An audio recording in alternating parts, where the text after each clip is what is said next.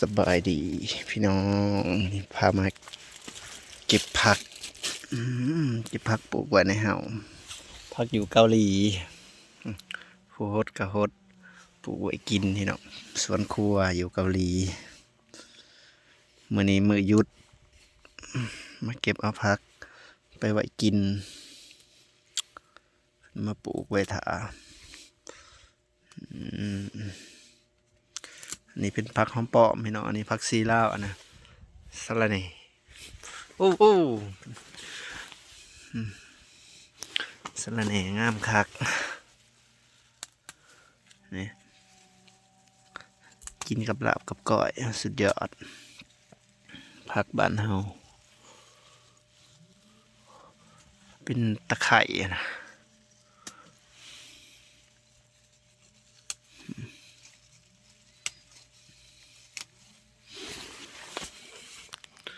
ไก่แจ้หดสวน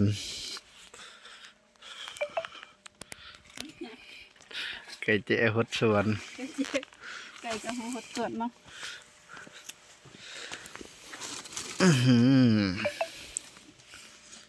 วันนี้มือหยุดพากันเลาะแล้วก็สิไปเก็บผักกาดน้ำพี่น้อง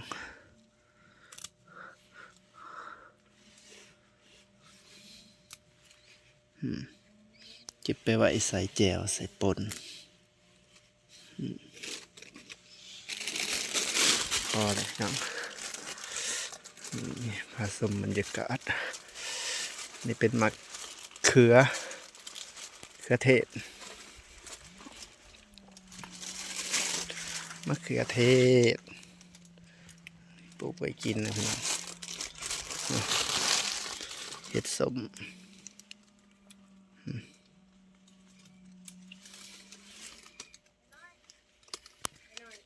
เก็บไปกินเก็บมาโบราณเป็นออกมาแพง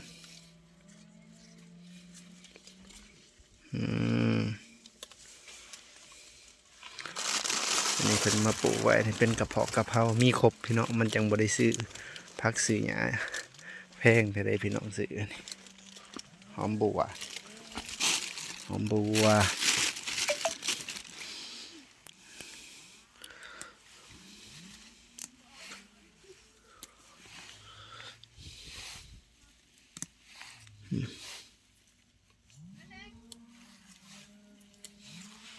พอแล้วพี่น้อง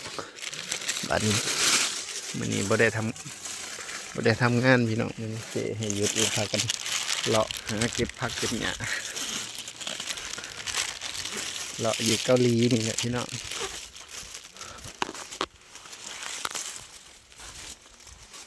นี่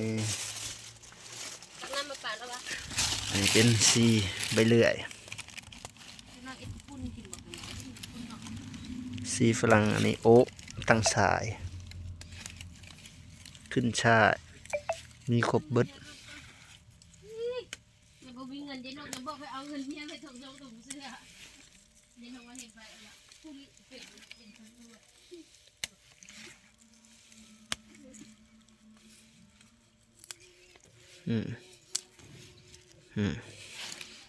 อันนี้ขึ้นสายพี่น้อง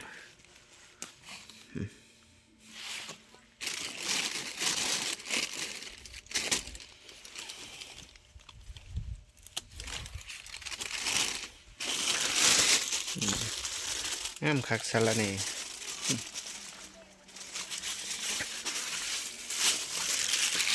ไปพี่น้อง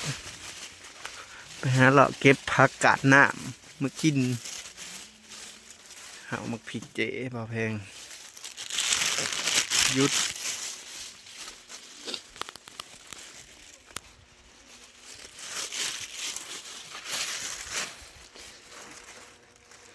อันนี้สวนพริกปลูกไงของเจ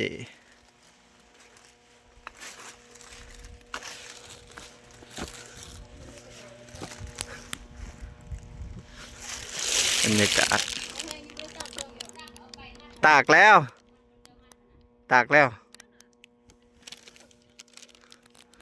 บรรยากาศที่น้องอยู่เกาหลีเปิดทิวทัศน์ไปหาเก็บผักกาดนะ ตอนนี้ก็มาฮอดผักกาดน้ำนะพี่น้องโอเคมาแต่ อันนี้เจ้าหมูกระยางหลงจากหมาก็ทำมาเนี่ย อันนี้ผักกาดน้ อีก2 เดือนนี่ ำใส่อืม แค่น้อย พากันมาเก็บผักกาดน้ เจ้าเก็บอยู่ก็หล่ะนี่นะนี่ ำเห็นอะไรกิน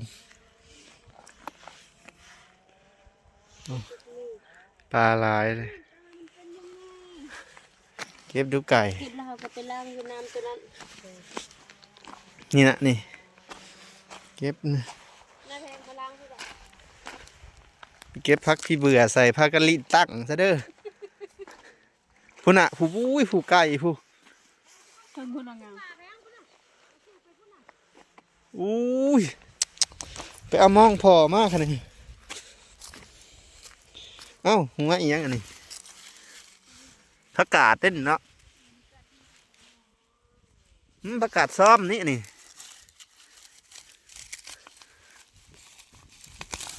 เมียนเฮาผักกาดนี่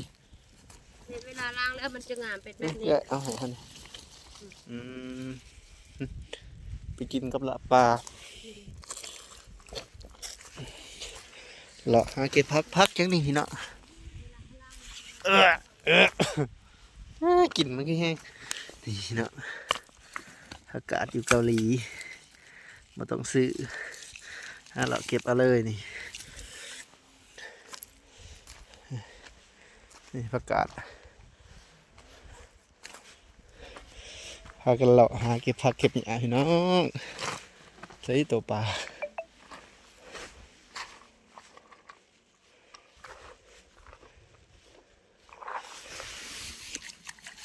หน้ามือใสสะอาดแท้ๆ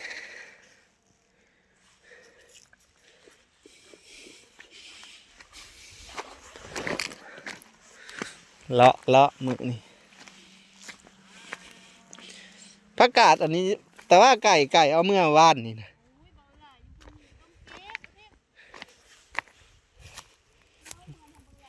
โอ้ยอันนี้มันงามกว่าอันนั้นมันสีแหล่ๆเลยบ่หมักเนี่ยมันแหล่ใส่เอาเข่าทุ้งนะแม่ ยอดเล่ๆให้มันงามนี่ บ่หมักสีแหล่หมักขาวๆนี่เอาเข่าโลดนี่สีไปกินกับลาบปลาผักกาดซ้อม แค่น้อย อันนั้นได้ใส่ละเอื่อยกินได้อยู่ผู้ไอ้หลัดนะ กินได้ตัวเขากันน้ำเด้แล้วเวลาเขาล้างมันก็งามประมาณนี้แหละ ไปต้มมีแซ่บ ไปเก็บจะหน่อยไอ้หลัดกับผ้าลาบเท่าได้นี่ว่ามาห่อนท้องจักว่าได้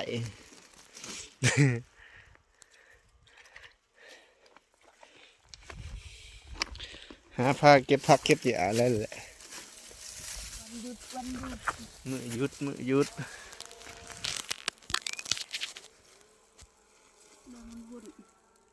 ของวัยรุ่นเกาหลี เรื่องมนุษย์อุ้ยงามแท้นะผักกาดอยู่เกาหลีนี่บ่ต้องซื้อ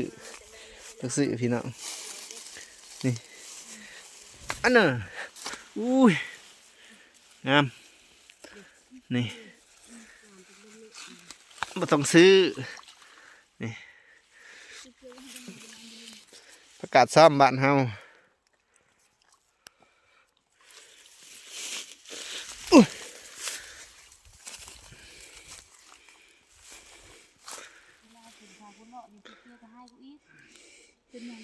เก็บ ฝนบุตกเลยค่ะแม่นเมื่อวานเพิ่นหาปลาคุณเนาะหลาย อ๋อตัวไปกินกับลาบปลาเนี่ยนี่ งามมาเลยนี่ประกาศซ้อมประกาศตด พันห้องตี นี่บ่ต้องซื้อเลยหรอกเก็บผักเก็บหมี่ละมื้อนี่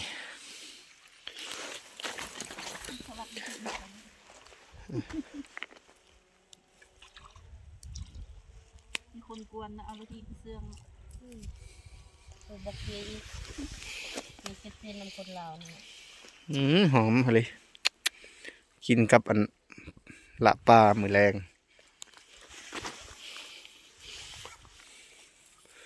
กันเลาะเก็บผัก ใส่ต้นหนังงามบ่ไก่ผักกาดน้ำนี่ ที่ทุเรียนที่ทุเรียนค่ะเนาะที่ทุเรียนที่เข้า พี่ไก่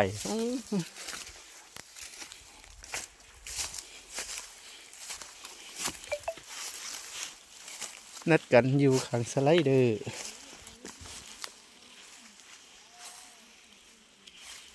พี่ผักกาดน้ำ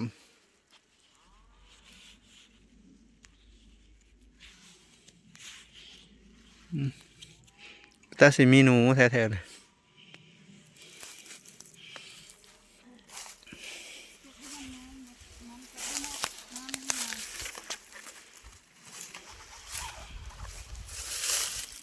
ไก่ไผไปตากหนังแล้วลืมอะได้ของกินแล้วลัดเย้เย้เย้ไผตากหนังแมวขาบมาไหวนี่ได้ของกินแล้วเอาผัดสิตัวเห็นยังนี่น่ะนี่หนังหมูนี่ แมวเอามาแกน้อยทอด ของกินเบิดเลย แม่นหลีกตัวนี้ ก็แม่นน่ะเนาะ ตั้งนางหมูบางๆแบบแกน้อยนะ แม่น เอาอยู่ว่า นี่พี่น้องตอนนี้เราแพงกับพางมหอยจูบอยู่เกาหลีนี่โอ้คือกันกับบ้านเฮาเลยพี่น้องนี่หอยจูบน้ำใสโอ้เท่าเอาไปลาบได้วะนี่ เรางมมันก็ได้พักได้มีอยู่ว่า